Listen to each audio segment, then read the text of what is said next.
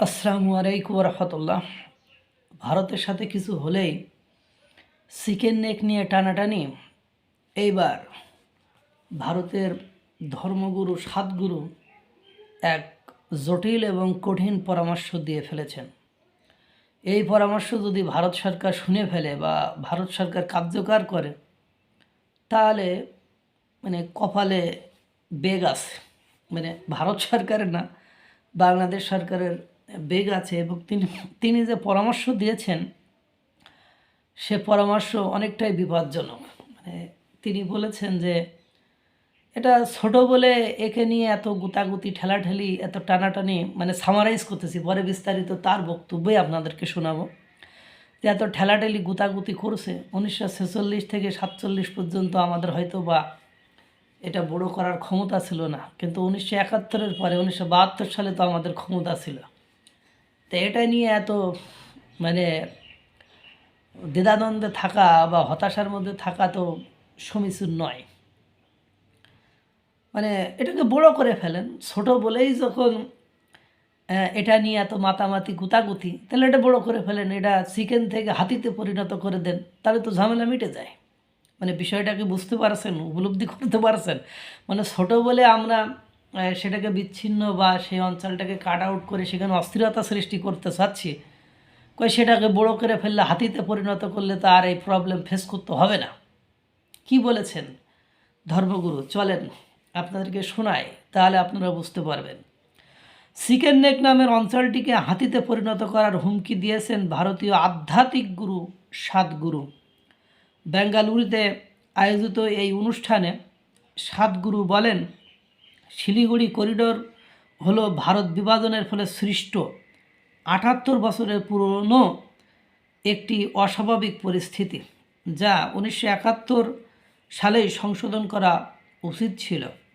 দেশের সার্বভৌমত্বের প্রতি যখন প্রকাশ্যে হুমকি তৈরি হয়েছে, তখন এই চিকেন নেককে পুষ্ট করে একে হাতিতে রূপান্তরিত করার সময় এসেছে বলে হুমকি দেন তিনি। এই ধর্মগুরু বলেন, দুর্বল হয়ে কোনো জাতি গড়ে ওঠে না, তাকে হাতিতে পরিণত করতে হয়। হয়তো কিছু পুষ্টি, কিছু স্টেরয়েড দরকার, যাই প্রয়োজন হোক আমাদের তা করতে হবে। আমরা যা কিছু করি তার একটি মূল্য ও খরচ থাকেই।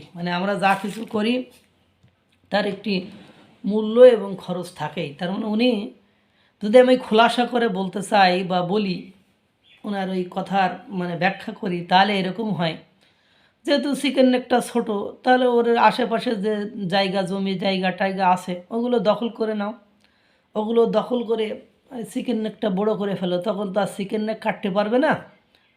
আর আপনারা জানেন ভারতে সেই সক্ষমতা, সেই শক্তি আছে। যেমন পাকিস্তানকে বর্ডারে পাকিস্তানের জম্মু কাশ্মীর ভারত কিন্তু লইয়া নিছে। এরপরে আপনারা জানেন চীন এত শক্তিশালী রাষ্ট্র, এখন সম্প্রতিতে এসে তারা বলছে আমাদের অরুণাচল, আমাদের অঞ্চল ওরা জোর করে ভোগ দখল করছে ভারত। তাহলে বোঝেন পাকিস্তান মতো, চীনের মতো একটা রাষ্ট্রের করেন অরুণাচল, আমি বলছি না যে অরুণাচল বা চীনের, আমি একথা বলছি না, কিন্তু কথা হলো চীনের যে অভিযোগ, সেই অভিযোগটা যদি তাদের দিক থেকে আমি বিচার বিশ্লেষণ করি, তাহলে কথাটা এরকম আসে যে চীনের মতো একটা ক্ষমতাধর রাষ্ট্র, তারা বলছে অরুণাচল আমাদের, কিন্তু ভোগ দখল, খাওয়া দাওয়া, শাসন সব কিছু করছে হলো ভারত। তাহলে চিকেন নেকের আশেপাশের অঞ্চল যদি তারা বড় করে নেয়, ওই ধর্মগুরুর বক্তব্য, আমার বক্তব্য না ভাই, আমার এত সাহস নেই, আমি এত কথা বুঝিও না, আমার এত বড়ও মাথা না, কিন্তু আমি যেটুকু বুঝি ওনার বক্তব্যে উনি এটাই বোঝাতে চেয়েছেন। তাহলে আশেপাশের অংশকে দখল করে বড় করে নেন, এটা একটা one kind of threat for Bangladesh.